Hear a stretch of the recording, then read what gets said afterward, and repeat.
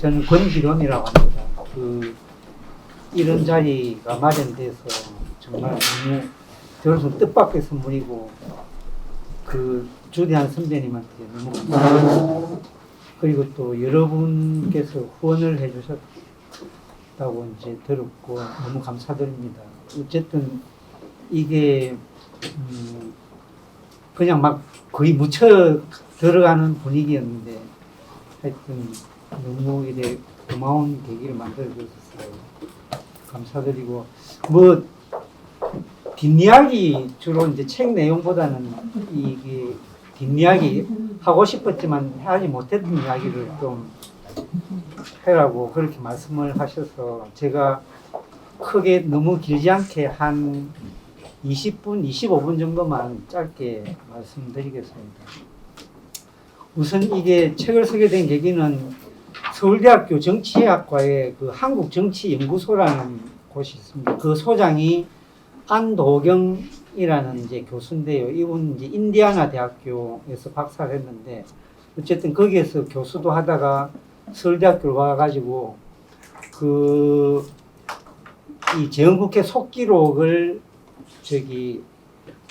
한국연구재단의 지원을 받아서 속기록에 관한 이제 학술 프로젝트를 진행을 하게 됩니다. 그게 이제 다년간 지원을 받는 굉장히 큰 연구인데, 저보고 이제 그래서 속기록 있는 모임을 하고 있으니까 좀 논의 들어와라 이렇게 돼서 제가 2017년인가 18년부터 이제 들어갔는데, 그때만 하더라도 제가 이 여의도 쪽에 이제 이렇게 뭐 여러 정당에 다니고 있었기 때문에 적극적으로 나가지 못했습니다. 들어갔을 때 처음 독서 강독회 진행하고 있던 게 이제 반민족행위처벌법, 반민법을 하고 있을 때였는데, 그러다가 제가 이제 한 2, 3년 있다가 이제 완전 실업자 신세가 되면서 처음부터 새로 읽게 됐죠. 이제 제1회부터. 그래가지고 읽었더니 너무너무 재밌고 막 그랬습니다. 그래가지고 근데 이 속기록을 이제 읽어보시면 알겠지만은 이 말로 한글을 옮긴 거기 때문에 이해 안 될 때가 굉장히 많습니다. 그리고 그 맥락이 있지 않으면은 이해하기 힘든 게 많고, 그래서 강독회 할 때는 이제 놓쳤던 부분을 제가 글로 이렇게 재구성을 해서 그 단톡방에 있어서 이렇게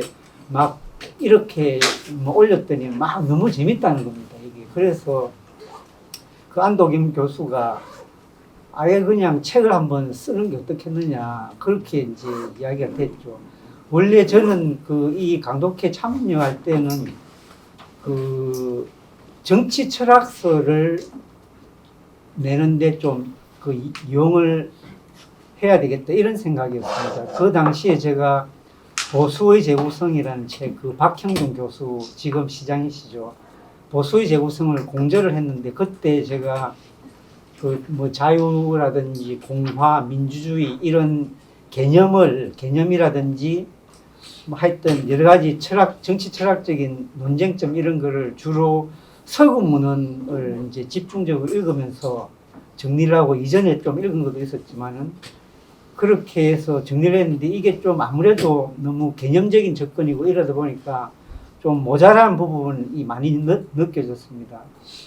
그런데 마침 그때 보수 재구성을 쓸 때 제가 또 많이 의존했던 학자가 마이클 오크쇼트라고 영국의 자칭 보수주의 정치 철학자가 있는데 아주 유명한 사람입니다. 이 사람이 자기 글에서 정치 철학도 역사적 경험에 기초한 정치 철학이 되어야 되지, 뭐 이렇게 사유를 통해서 이렇게 하는 건 곤란하다 이런 식으로 이제 이야기를 하는 거를 보고서, 그러면은 이제 보수의 재구성 2를 이제 써보자. 그런데 이번에는 우리나라 정치에 기반해서 써보자, 이제 이 생각을 했더랬죠. 그래서 재헌국회 속기록을 이제 정치 철학서에 이용하려고 했는데, 그건 나중에 하고 그냥 일단 재밌게 한번 써보자, 이야기책을 써보자 이래가지고 이제 시작이 됐더랬습니다. 그래가 이제 열심히 읽고 썼는데, 중간 원래는 이제 그 한 2권이나 3권으로 낼 생각을 하고, 그러니까 첫 번째 중까지 쓰고 나서는 그 당시 대학원생들 그 같이 강독회에 있던 친구들한테 이제 읽혀봤는데 대학원생들이 너무 이게 무협지보다 더 재밌다는 겁니다. 그래가지고 와 이게 그렇게 내가 잘 쓴다 해가지고 신났네 하면서 이제 당당하게 이제 1권이 완성이 돼가지고 출판사한테 내 친구가 하는 사장으로 있는 출판사 전직 사장인 출판사 그다음에 도서의 재구성을 내었던 출판사 이렇게 접촉을 했더니 재미가 없어서 내줄 수가 없다는 거예요. 그런데 내용은 좀 자신이 있었습니다. 왜냐하면은 이 속기록을 전면적으로 활용해서 쓴 책이 이제 사실상 최초의 책인데다가 우리가 그 큰 붓으로 쓴 역사책들이 이전에 알려주지 않았던 너무나 많은 팩트를 이 정국회 속기록인지 알려주는 겁니다. 그래서 이거는 참 가치가 있다고 이제 생각을 했고, 그래서 내용은 자신이 있어서 그럼 끝까지 쓰자 해가지고 이제 막 끝까지 썼는데 또 좀 알아보니까 뭐 내준 데가 없답니다. 그래가지고 그 성희엽 박사가 자기 책 냈던 곳이 이제 소명출판사인데 네가 좀 힘 좀 쓰다고 해가지고 그렇게 간신히 이제 내게 됐죠. 이게 나오긴 나왔는데 제가 나오고 원래는 이거보다 훨씬 더 두꺼웠습니다. 그 출판사에서 100페이지 좀 줄여야 되겠다 해가지고 새 챕터를 날렸고, 그 다음에 양곡매입법이라고 이제 이 반민법 다음에 제일 중요한 법이 있습니다. 이 양곡매입법도 제가 다 썼습니다. 이게 양곡매입법은 속기록 읽어봐도 무슨 말인지 전혀 알 수가 없습니다. 그래서 제가 막 동아일보 열심히 찾아가지고 완전히 파헤를 했는데 쓰기는 공은 많이 들었는데 이걸 또 내면은 제가 보기에는 너무 재미가 없더라고요. 그래가지고 일찍 이제 드랍을 시켰는데 그래서 많이 날렸습니다. 많이 날렸는데도 이제 이렇게 두꺼워졌고 나중에 보니까 너무 세세하게 들어간 곳이 많더라고요. 그래서 이거는 역시 안 읽히기가 좀 힘들겠다 생각이 많이 들었습니다. 그런데 저로서는 이런 걸 넣지 않을 수가 없었던 게 아까도 말씀드렸듯이 이게 그냥 막 잘 완성되어 있는 문장을 막 인용한 게 아니고 몇 번을 읽고 또 막 감정이입도 하고 이게 무슨 말이었을까, 그 다음에 되새김질하고 또 스토리를 막 재구성을 해가지고 간신히 찾아서 쓴 게 많아서 너무 이게 이제 제가 정말 각고의 노력으로 쓴 건데 뺄라니까 그때는 또 너무 잘 썼다고 생각을 했고요. 야, 역시 훌륭히 하면서 이제 잘 썼다고 생각했는데 막상 뒤에 그 한 몇 달 지나고 나서 보니까 왜 이렇게까지 세세하게 썼을까 하는 생각이 많이 들었습니다. 그렇습니다. 이게 회의록이 제가 그 새알려 봤을 때는 2단 편집한 큰 책이 12,000페이지쯤 이렇게 되는 거였는데, 그래서 서문에서는 보통 사이즈 책으로 이제 수면 페이지라고 표현했는데, 이 강독회 그 여러 가지 사무 처리를 했던 그 박사과정 학생한테 물어봤더니 200자 원고지로 92,000매라고 그럽니다. 이게 그러니까 제 생각보다는 조금 적습니다. 어쨌든 잘 모르겠습니다. 실제로 양이 어느 정도 되는지.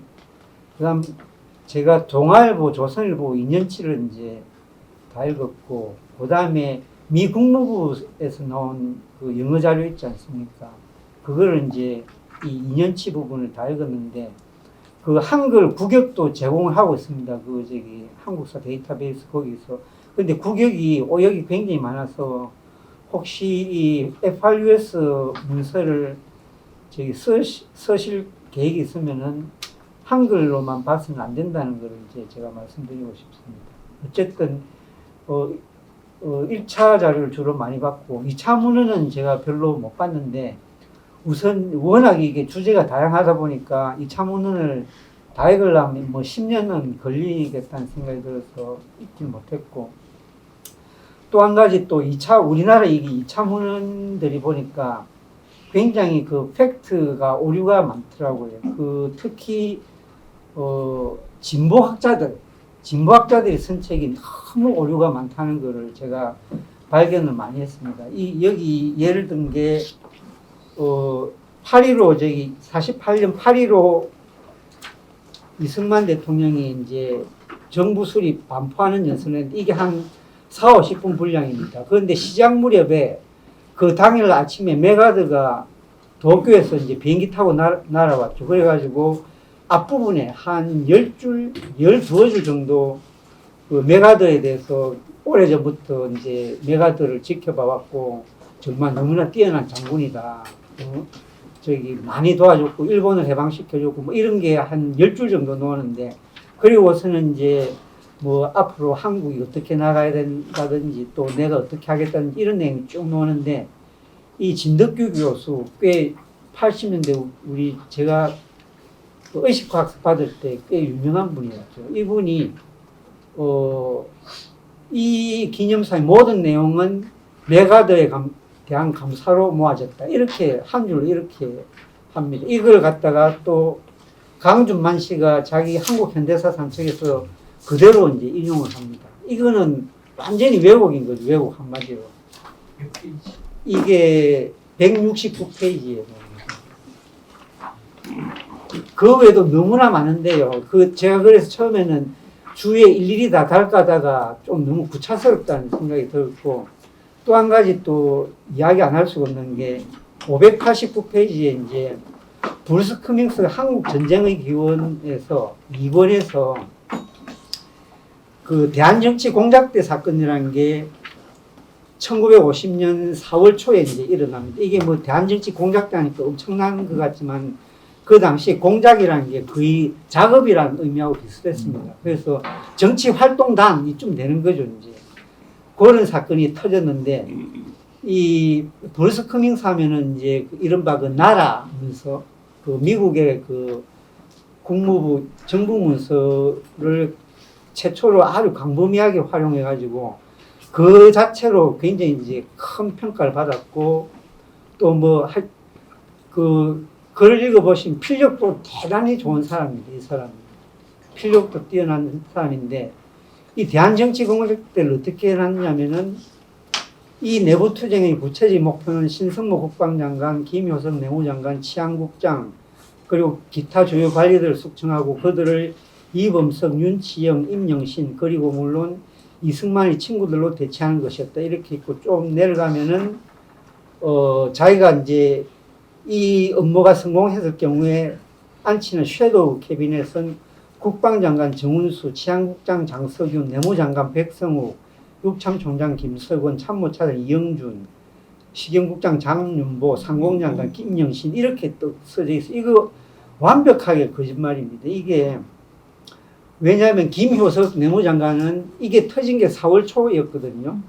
그런데 2월에 김효석은 이미 경질당했어요. 왜냐하면은 김효석이 다가온 제2대 총선을 위해서 한민당 사람들을 싹 앉혔다는 불만이 사방에서 들려와가지고 이승만이 이제 내치죠.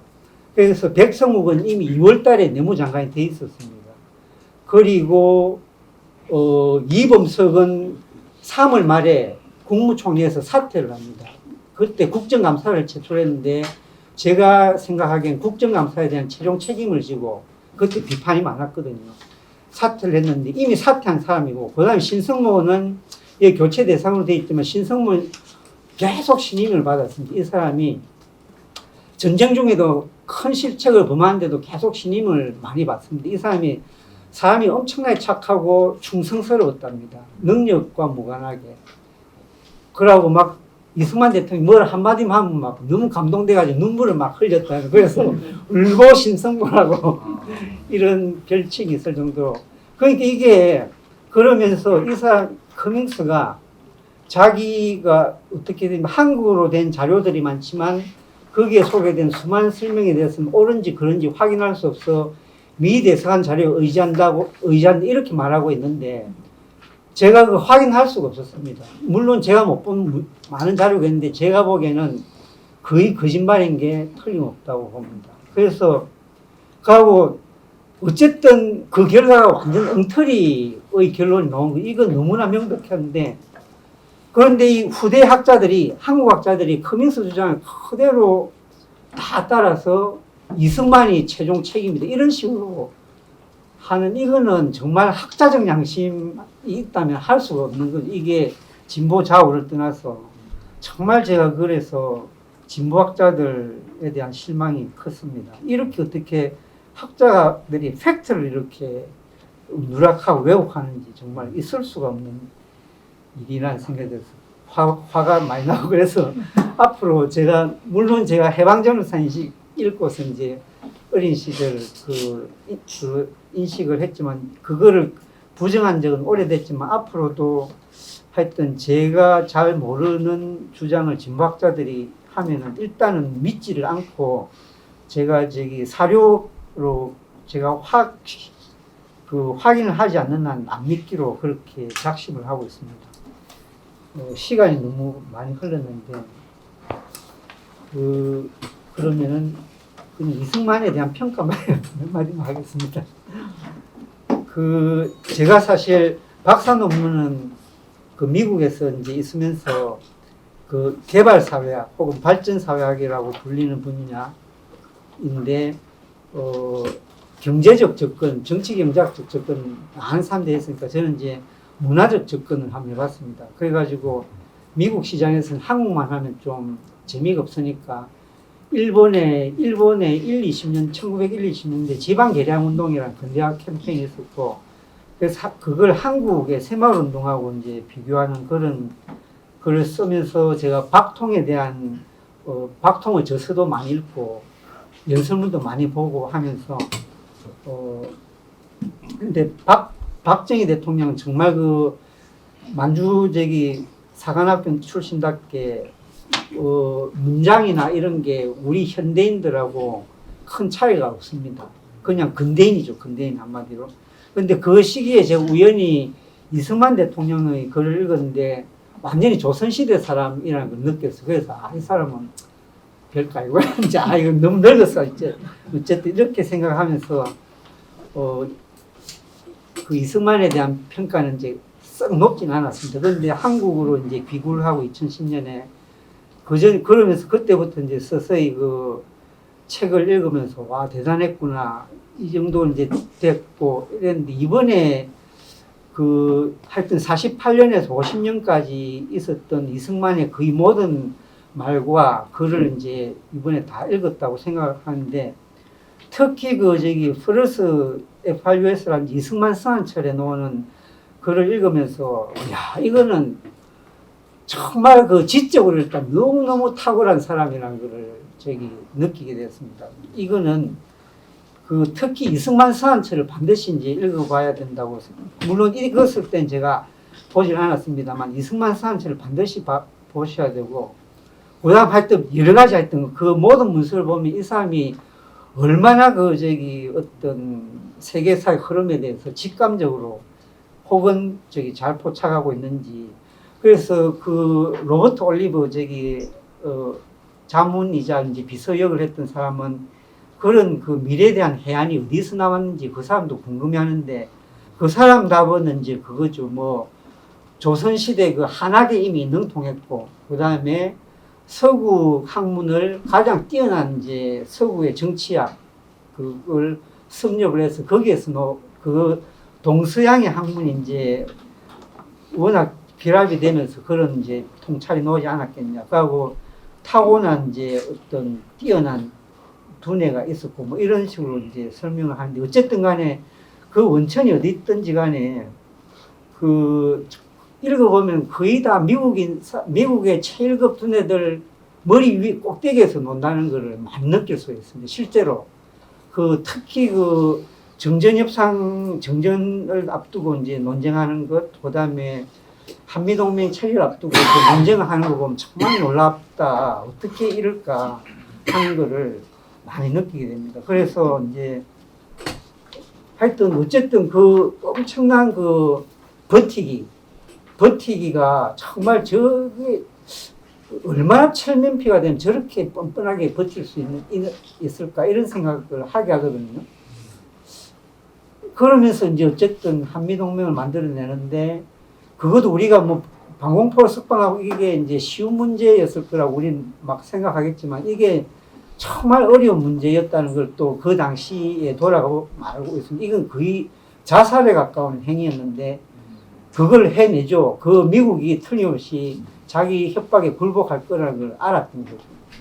그 당시에 그 참전국들이 엄청나게 항의를 합니다. 영국에서도 항의하고 오스트레일리아에서도 항의를 하고 엄청나게 항의를 하는데 어쨌든 우리가 생각하는 것 이상으로 엄청난 모험이었다는 게 이제 걸 알게 됐고 그러면서 이제 이 그 당대 최고의 지식인이었고 그 지적 파워라는 게 엄청났다는 것을 이제 알게 됐습니다. 그러면서 제가 이게 20세기 가장 그러니까 이제 쉽게 하면 오늘의 대한민국을 있게 한 단 한 명을 꼽으라면 저는 이제 단연 이제 그 이승만 대통령을 꼽겠다는 생각이 들었고 그렇습니다. 이런 이야기는 요새 하면 잘못하면 어디 가면 잘못하면 맞아줬기 때문에 이제 제가 잘은 안 하고 근데 그 20세기 차원을 더 넘어서 이제 한국 사상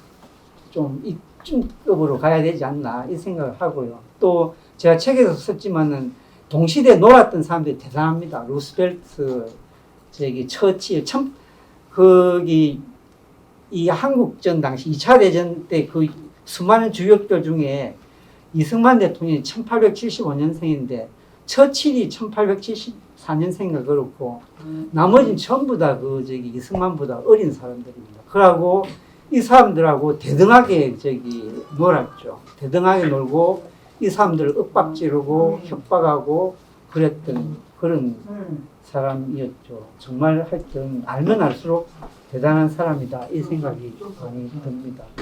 그 다음에 이제 뭐 공과의 문제가 있겠지만은 그 문혁 끝나고 이제 등소평한테 모택동에 대해서 어떻게 평가를 해야 되느냐 했을 때 등소평이 이제 07과 3이라는 이야기를 했다고 그러죠.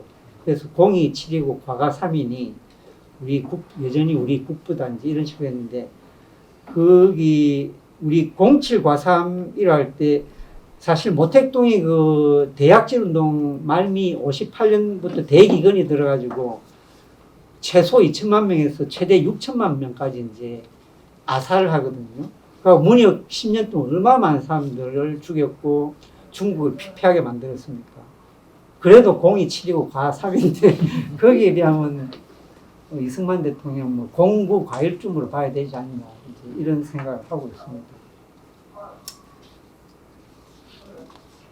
그런데 이제 저는 또 제일 궁금했던 게 이게 제일 마지막일 것 같은데요.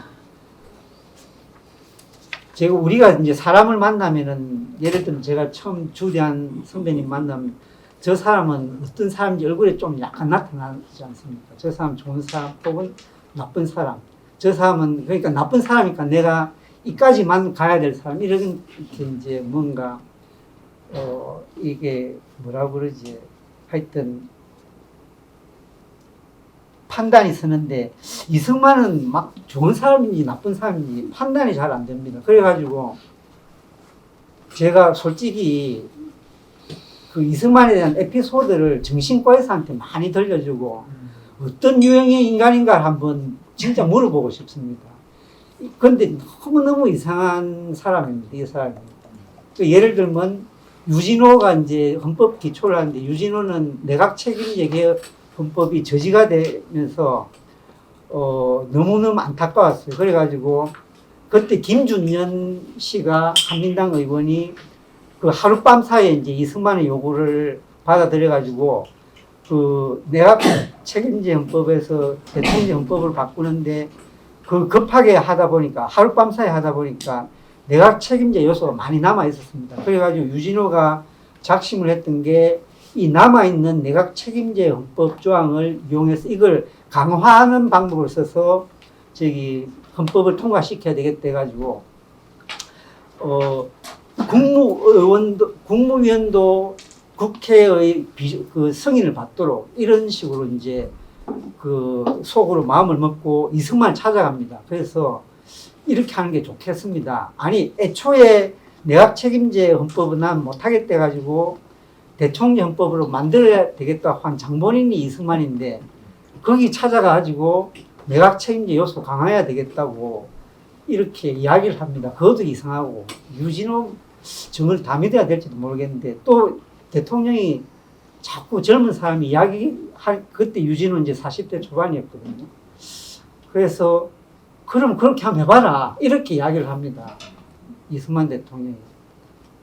그러고 나중에 또 이제 유진호 그때 만났을 때 유진호가 이제 이런 데 앉았고 그 양탄자 같은 게 깔려 있는데 이승만 대통령이 이렇게 무릎 들썩 앉아가 이렇게 해가지고 야, 참 자네 대단하다면서 나는 저기 한국에는 헌법을 만들 수 있는 사람이 없는 줄 알았다. 그래서 미국의 슬라이 박사라는 이름도 찾기 위해서 제가 엄청나게 애를 많이 썼는데 어쨌든 슬라이 박사한테 내가 한국 헌법을 기초를 해달라고 주문까지 해놓고 한국으로 들어왔다 이런 이야기 하면서 대단하네 정말 대단하고 막 이렇게 하는 장면이 있습니다. 이렇게 막 쓰다듬었대 이러면서 하여튼 이런 장면들이 너무너무 많습니다. 도저히 그 범인으로서는 판단이 안 되는 기행을 참 많이 합니다. 그리고 종잡을 수가 없어요. 그리고 허정 같은 사람은 정언을 해놨는데 화를 엄청나게 많이 냈다고 합니다. 이승만 대통령. 그런데 사람이 좋을 때는 한량없이 좋았다고 그러네요. 그런데 또 로버트 올리버 같은 경우는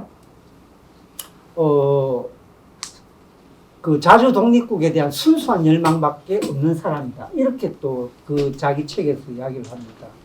반면에 무초 대사, 제1대 주한미 대사 같은 경우는 shrewd manipulator, 그러니까 아주 교묘하게 남을 조작하는 사람이라는 그런 뜻이고, 요런 남을 manipulate 한다는 평이 굉장히 많습니다. 장면도 그렇게 이야기를 하고 대부분 이제 그런 평을 많이 하죠. 또 이제 근데 가장 극찬은 벤 플리트 장군이 이제 한 건데 자기 체중만큼의 다이아몬드 같은 만큼의 가치를 가지고 있다. 이게 제가 영어 원문을 찾아봤더니 His worth, his weight in diamonds. 그러니까 다이아몬드로 치면 자기 체중만큼의 다이아몬드 가치가 있는 사람이다. 여기 보면은 리더스 다이제스트 1953년 9월에 이제 실린 건데요. 이승만 대통령은 늘 wise old man이다. 늘 현명한 노인이다. 그의 전생에는 자기 조국의 해방에 바쳐져 있다. 그는 그의 늙은 머리에 너무나 많은 지혜를 가지고 있어서 그 주위에 가면 우리 모두를 조그만 소년인 것처럼 느끼게 한다. small boys 이렇게 되고요. 그러면서 그는 다이아몬드로 자기만큼 했을 때 자기 체중만큼의 가치를 가지고 있는 사람이다. 이렇게 이제 하죠. 이런 평가들은 이제 그 이승만의 개인적 자아와 정치적 자아에 대한 평가가 혼재되어 있는 상황인데, 이승만의 정치적 자아는 너무나 명백하죠. 이제 우리가 그걸 보면 다 알 수가 있는데, 저는 궁금한 게 개인적 자아는 어땠을까? 이걸 좀 알고 싶은데, 그래서 정신과 의사한테 물어봐야지 좀 나오지 않겠냐. 이 생각이 많이 드는데, 제 나름대로는 지금 정치적 자아와 개인적 자아가 완벽하게 섞여 있는 사람이었을 거라는 생각을 많이 하고 있습니다. 워낙 예외적 상황에서 예외적인 커리어를 밟았고 또 예외적인 어떤 결단을 해야 됐기 때문에 그렇지 않았을까 하는 좀 생각이 듭니다. 이상으로 마치겠습니다. 우선 내일이 온다. 참 오늘이 온다.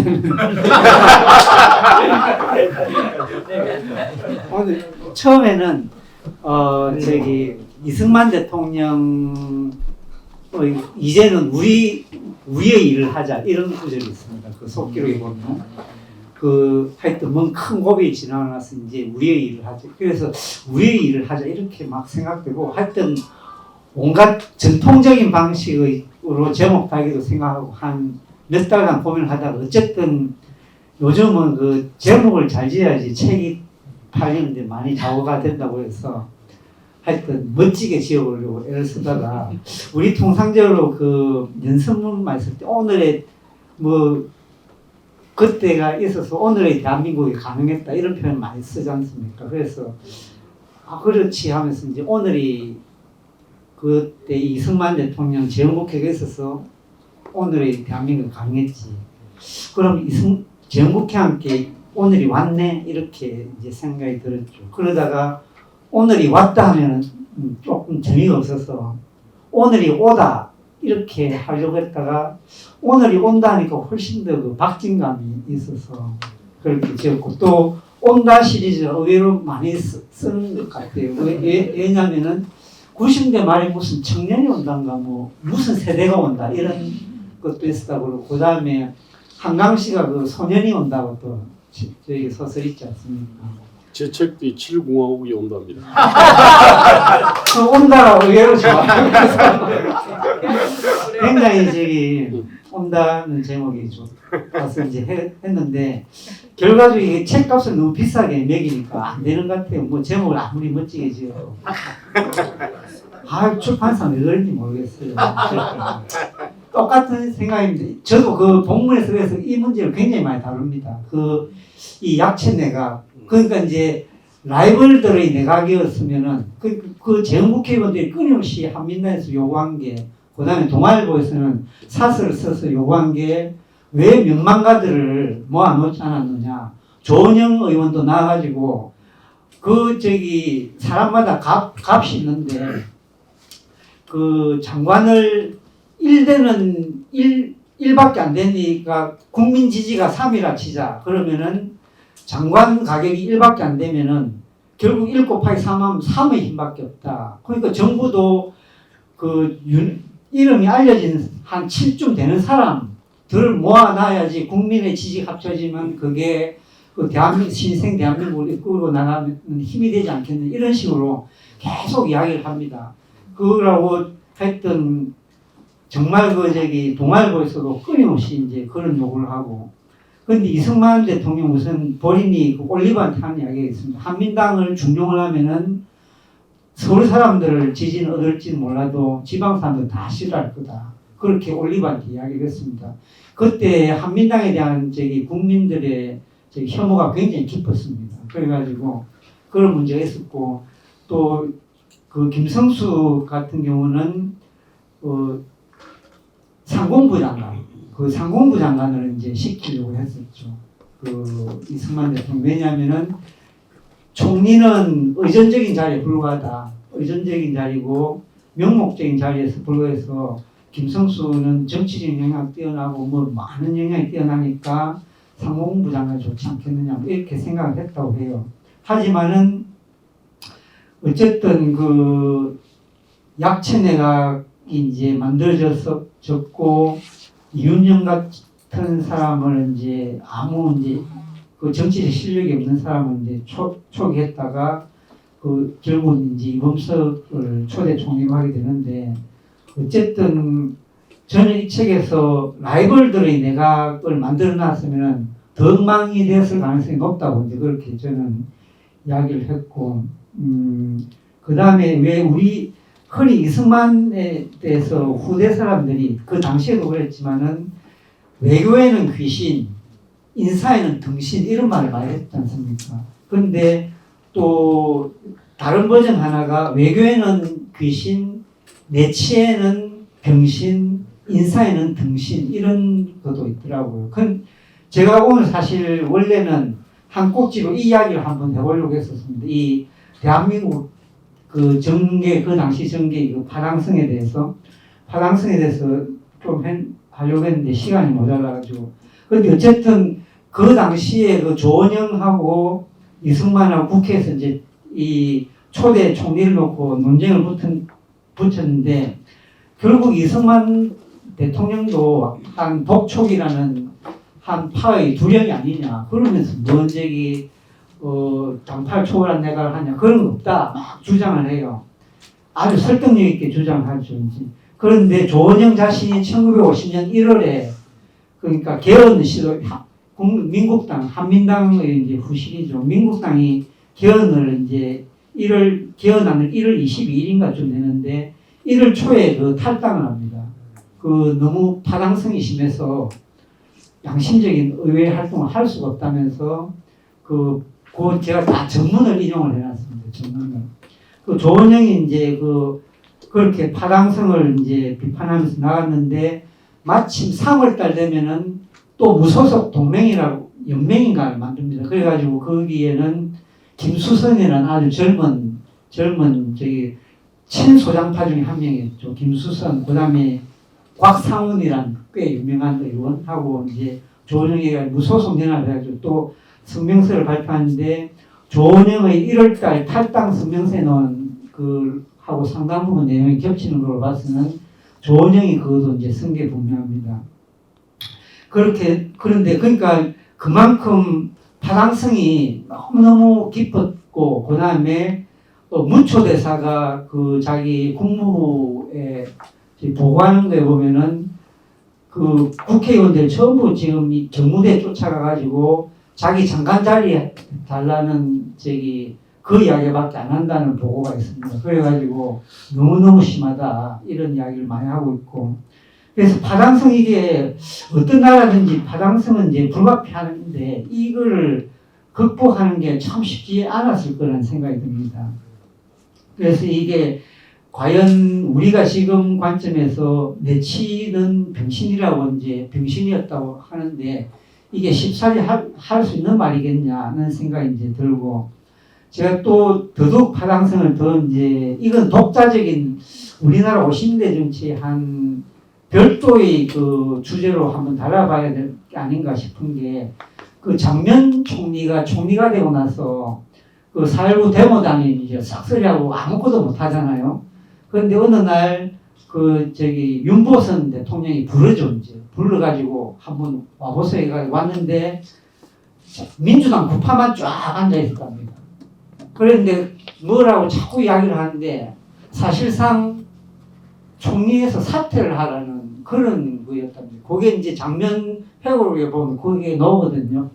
그러니까 이게 장면 씨가 총리 될 때 이미 온갖 구파의 방해 공작을 다 뚫고 간신히 됐는데 그러니까 이게 보면은 민주당 내에서도 이 파벌 싸움이 해결이 안 되는 그런 상황이었던 거죠. 그러니까 과연 그러면은 이승만 아니고 다른 사람이 대통령이 된다고 한들 그 다음에 이 사람들이 제가 여기도 썼지만은 신익희한테 뭐 총리 주고 김성수는 또 뭐 중용하고 또 이청천한테 국방장관 시키고 뭐 이러면은 과연 그게 됐겠느냐 그런 생각이 이제 안 들 수가 없는 거예요. 그것도 보면. 그러니까 저는 거의 절망적인 상황이었고 어떻게 보면 그래서 제가 맨 처음부터 영웅들이 쏟아져 나온 시대인데 이게 어쩌면은 이게 문제일지도 모르겠다는 걸 살짝 비추고 이제 제가 시작하지 않습니까? 너무 뛰어난 사람들이 두 세대에 걸쳐서 이제 쌓이다 보니까 그래서 하여튼 이 부분은 제가 훨씬 더 많이 고민을 앞으로 이제 해보려고 그러고 이승만의 이제 두 번째 재임 기간을 한번 다루는데 이것도 다 나와 있죠. 전 똑같이 이것도 이야기책 비슷하게 뭐 학문적으로 새로 밝힐 사실은 거의 없는데 전문가들은 잘 알고 있지만 일반인들은 잘 모르는 6.25 때 이야기. 예를 들면 인천 상륙전쟁이 성공을 해가지고 넘으려고 하는데 유엔에서는 이 휴전 38선 넘어야 될지 말지 이거 허가를 해줄지 말지로 논쟁이 신나게 일어납니다. 그거 제가 처음 알았어요. 이번에 읽으면서.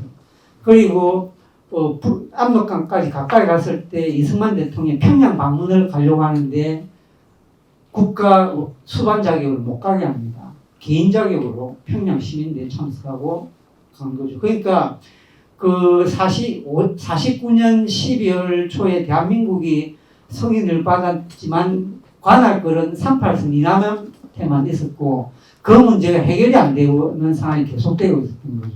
그러니까 우리는 이승만 대통령이 우리가 헌법에 한반도 무속도에서 했으니까 당연히 실효적 지배권을 가지 못하더라도 대한민국 영토라고 이해할게 이렇게 이야기를 해요. 그런데 유엔에서는 전혀 그걸 인정을 안 했던 거죠. 그 문제가 계속되고 있었고 전쟁이 터지니까 그 문제가 다시 터진 거예요.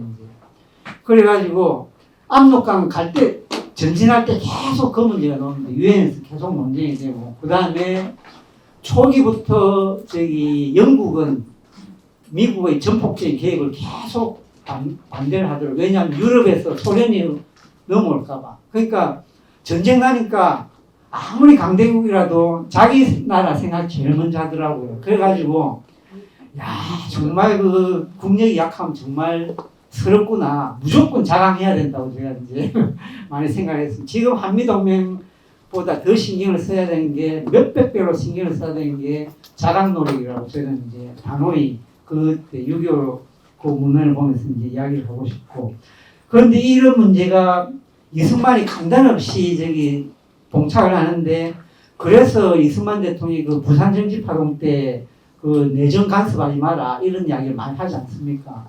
그러니까 저는 이 6.25가 이를 다루면서 어떤 이 독립자주국이 명실상부하게 확립되는 과정으로 파악을 하고 이제 한번 다시 달아볼 수 있지 않느냐. 그러니까 그 전까지는 성인을 해줬는데 막상 국제 무대 나가니까 전혀 그 어떤 주권을 가진 국가로 대우를 안 해줘요. 보면 너희는 빠져 있으라고 그러죠. 너희는 발언권 없다고 그러고.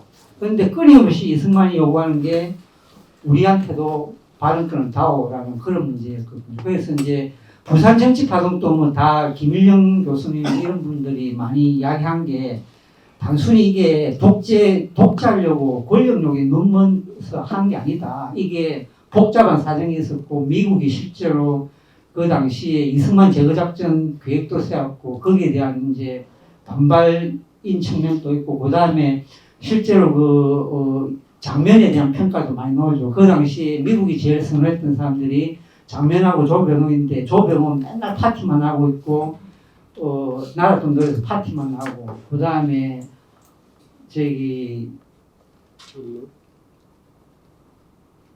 하여튼 그 자기 세력을 심기 위해서 경찰이나 이런 데 그런 것만 계속 노력하고 장면은 너무 우유부단하고 미국 사람들한테 인기 너무 좋았죠. 이제 그런 거가 이제 이승만 사안처럼 다 나오더라고요. 그래서 아무튼 그 대한정치 그 저기 부산 정치파동도 김일영 선생이 이야기했던 그 살짝 이야기했는데 저는 조금 더 그 훨씬 더 많은 자료를 동원해서 좀 뭐 전문가는 다 알고 있는 내용이니까 일반인들 대상으로 그런 부분을 조금 더 이야기식으로 더 풀어내고 이러면 훨씬 더 유용하지 않겠나 뭐 그래가지고 정치 파동을 넘어서 이제 그 사사오익 제2까지 가는 그 과정을 한번 요렇게 학술서 절반 대중서 절반 하는 식으로 그러면서 학술 쪽에서도 일부 한 1%좀 기여를 하고 싶고 왜냐면은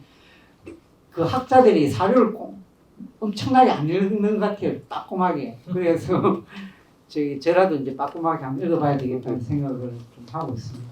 감사합니다.